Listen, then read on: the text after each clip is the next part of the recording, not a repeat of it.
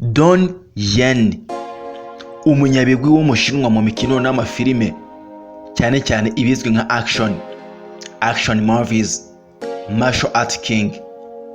Iri zina riza mu bantu batanu babayeho muri iyi si muri iyi mikino njyarugamba ya martial art. Iyo uvuze batatu ushobora kutaburamo Donnie Yen, wavuga bane ntiyaburamo, ndetse ushobora no kumugira uwa kabiri, gusa uwa mbere arazwi ni Bruce Lee.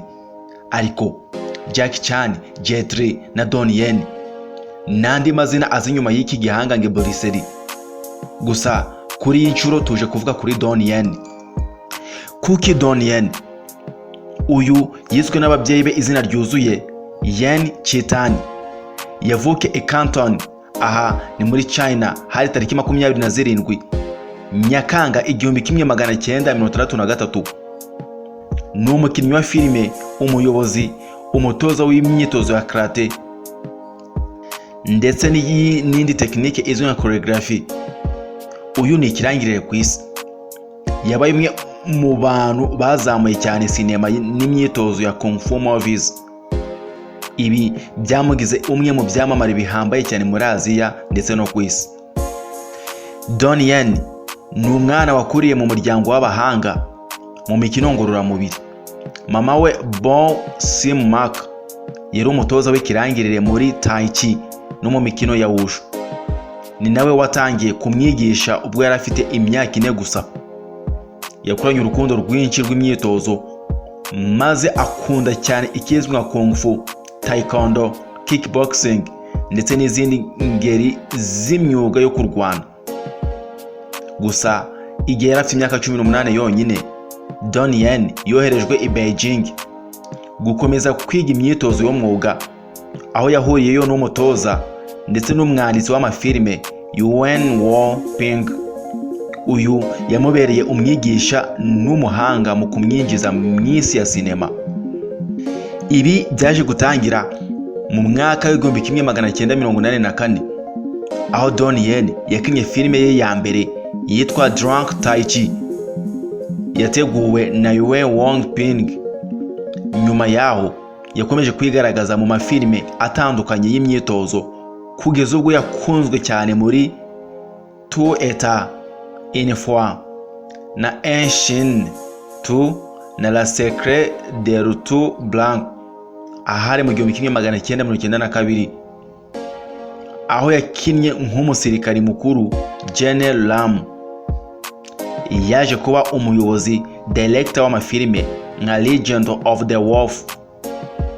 Ibintu byamufunguriye amarembo mashya yo kuba umuyobozi w'imikino n'utegura amafilime n'imyitozo.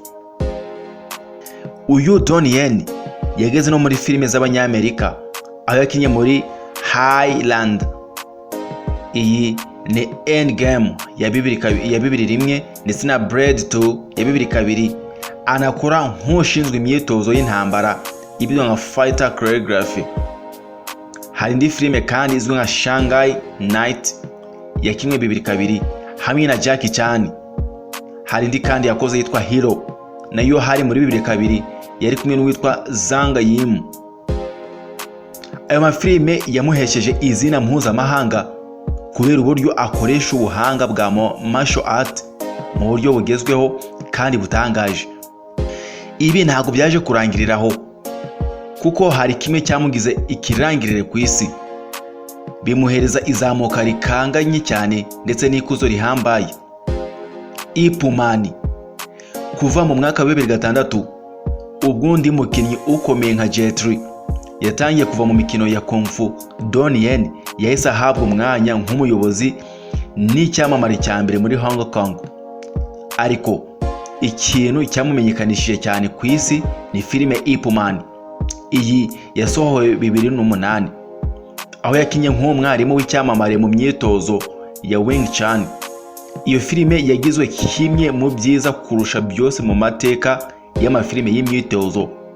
Ikaba yarakurikiwe na Ip Man 2 2010, Ip Man 3 2015 na Ip Man 4 2019.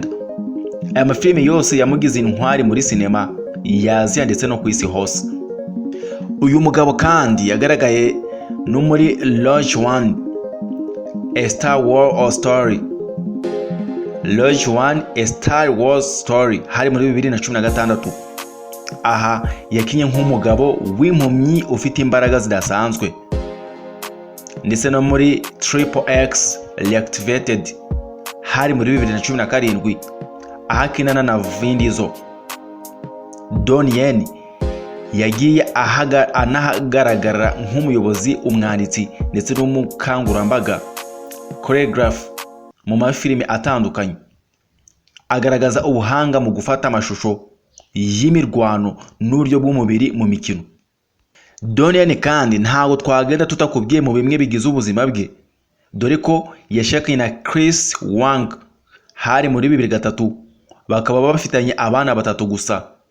Afite mushiki we witwa Chris Yen, nawe uzwi mu myidagaduro no mu mikino njyarugamba.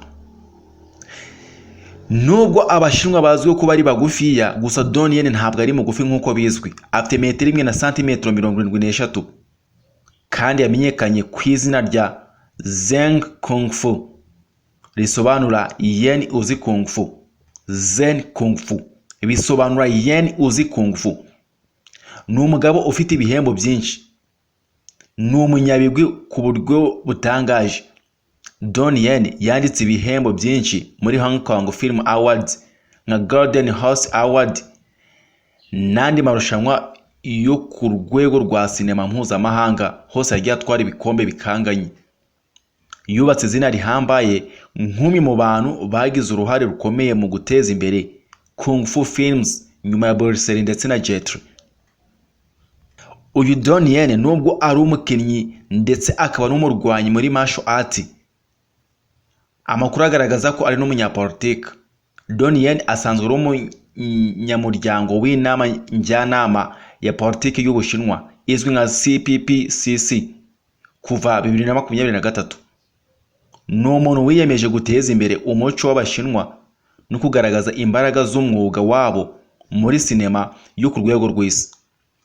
Icyo namuvugaho, Donnie Yen ni urugero rw'umuntu wakuze afite inzozi akazibyaza umusaruro abinyujije muri discipline, imyitozo ihoraho n'urukundo rwa sinema.